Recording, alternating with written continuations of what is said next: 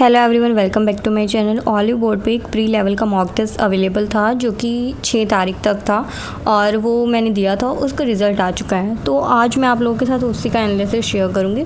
और गाइस, इसमें मैं बात करूँ ना तो ऑलिव बोर्ड ने अपना इंटरफेस चेंज कर दिया है। देखो, पूरा का पूरा चेंज हो गया है और मुझे इसको ढूंढने में भी बहुत ज़्यादा टाइम लगा। मुझे मिल ही नहीं रहा था कि कहाँ पर है IBPS क्लर्क का प्री का जो लाइव मैंने लगाया था।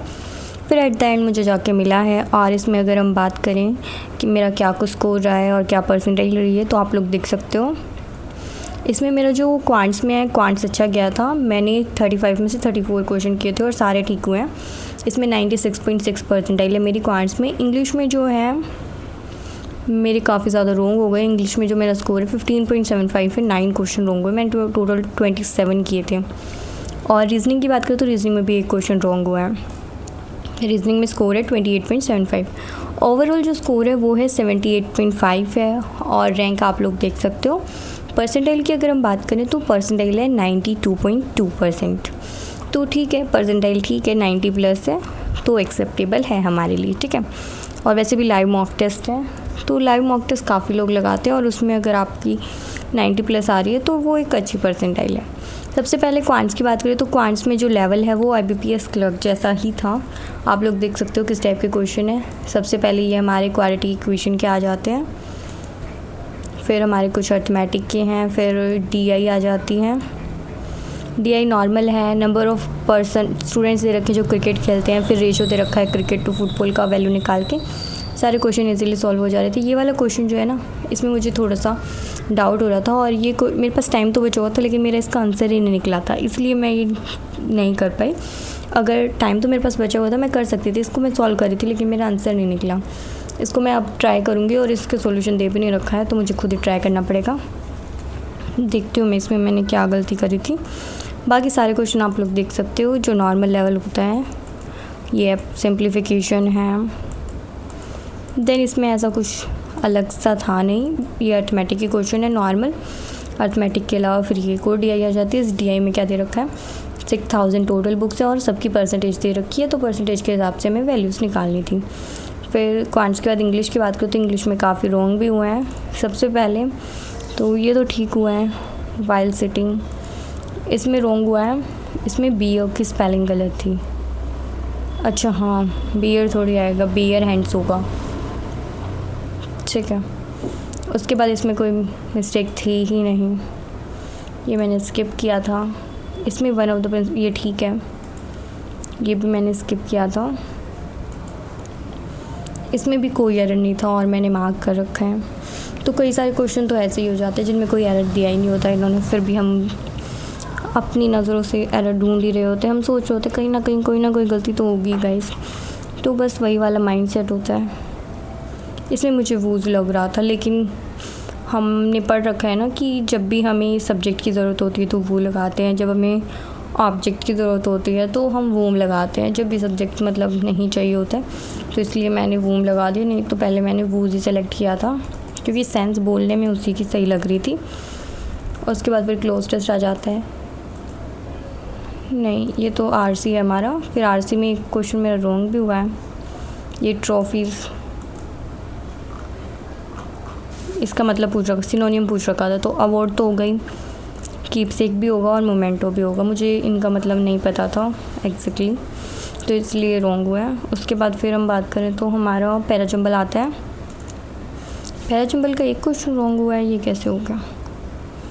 थर्ड सेंटेंस रॉन्ग हुआ है और फोर्थ, अच्छा थर्ड और फोर्थ मैंने उल्टे लिख दिए हैं, यही हुआ है।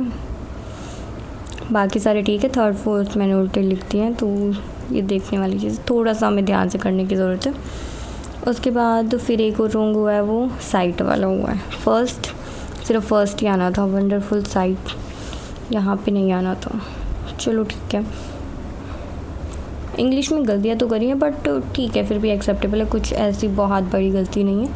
इसमें अगर हम बात करें 3 कैसे आ गया, क्या बोला था इन्होंने कि ऐसे नंबर्स बताने जो कि consequently followed by 2 perfect squares. तो स्क्वेयर बोला था क्या, मैंने क्यूब ढूंढा था। हाँ, मुझे गलती अपनी समझ आ गई क्योंकि मैंने क्यूब ढूंढा था तो इसीलिए मेरा एक निकला था। तो हमें ढूंढना तो स्क्वायर था, तो स्क्वायर में तो 1, 4, 9 ये सब आ सकते थे ना। 4 चलो अभी देख लेते हैं। 1, 4, 9 तो अभी भी मुझे ये एक यहीं पे तो है, और कहाँ है? एक ही दिख रहा है मुझे तो अभी भी। गाइस मुझे तो अभी भी एक ही दिख रहा है। आप लोगों को अगर दिख रहा हो तो मुझे ज़रूर बताना, क्योंकि स्क्वायर 2 परफेक्ट स्क्वायर बोला है इन्होंने एक साथ, वो भी तो एक साथ तो मुझे सिर्फ यहीं पे ही दिख रहा है 4 और 9। उसके अलावा मुझे तो कहीं भी नज़र नहीं आ रहा है। बाकी फिर भी मैं कहीं कुछ मिस आउट कर रही हूँ तो आप लोग मुझे ज़रूर बताना कमेंट सेक्शन में, ठीक है। उसके बाद रीजनिंग की बात करें तो रीजनिंग भी नॉर्मल लेवल ही था रीजनिंग का। ये ब्लड रिलेशन में लास्ट में करती हूँ तो ये मेरा बच ही गया था। लास्ट में इनइक्वलिटी कर रही थी मैं, और ये वाली जो पज़ल है मेरी बन गई थी। इसके मेरे 2 क्वेश्चन अटैम्प्ट करने रह गए, अदरवाइज़ ये मेरी बन गई थी। इसके मैंने 3 क्वेश्चन अटैम्प्ट किए भी हैं, देख सकते हो आप लोग।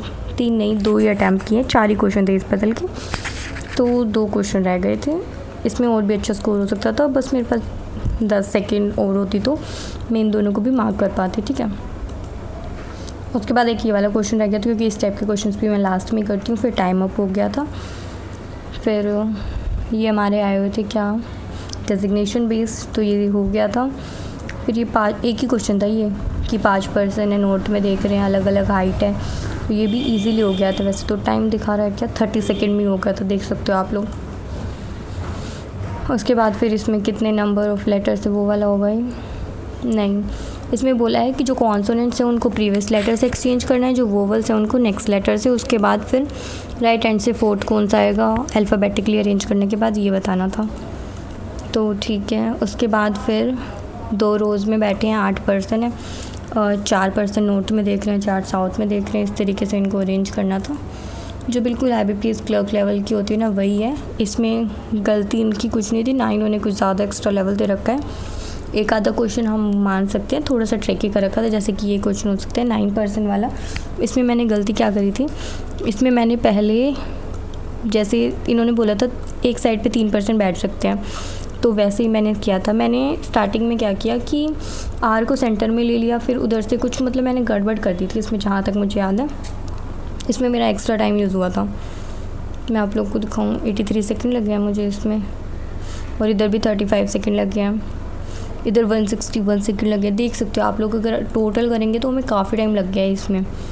तो इसमें मैंने गड़बड़ कर दी थी, बाकी तो सारा सही हुआ है। तो ठीक है गाइस, लाइव मॉक टेस्ट आप लोगों ने मुझे बोला था लाइव मॉक टेस्ट लगाओ, तो इसलिए मैंने लगा लिया है और आप लोगों के साथ शेयर भी कर दिया है। तो अब आप लोग ज़रूर बताना कि आपका इस मॉक टेस्ट में क्या स्कोर है, आप लोगों ने अगर ये लगाया था तो क्या परसेंटाइल रही है, और आप लोग आगे भी लाइव मॉक टेस्ट के रिव्यू चाहते हो, एनालिसिस चाहते हो, तो मुझे कमेंट सेक्शन में ज़रूर बताना, ठीक है। और अभी जो है जितने भी लाइव मॉक टेस्ट है, जो भी आपके पास प्लेटफॉर्म पेड पड़े हैं, उन सब के आप मॉक टेस्ट लगाओ, ज़्यादा से ज़्यादा। प्री के भी लगाओ, मेंस के भी लगाओ। मेंस के भी स्टार्ट कर दो धीरे धीरे, ज़्यादा नहीं तो सेक्शनल लगाना स्टार्ट कर दो, ताकि हमारा थोड़ा सा फ्लो बन जाए। और जब हमारा IBPS PO प्री हो जाएगा, उसके बाद फिर हम टोटली मेंस के भी लगाने स्टार्ट कर देंगे, सिर्फ IBPS क्लर्क प्री के लगा के साथ साथ। फिर क्योंकि वो ईजी लेवल का हो जाता है ना, फिर उसके साथ हम मेंस को एडजस्ट कर सकते हैं, ठीक है। तो उस हिसाब से आप लोग एडजस्ट कर लो, और अच्छे से आप लोग अपनी तैयारी करते रहो। कुछ भी पूछना हो तो आप कमेंट सेक्शन में कमेंट कर सकते हो guys. All the very best guys, आप लोग अच्छे से अपनी तैयारी करते रहो।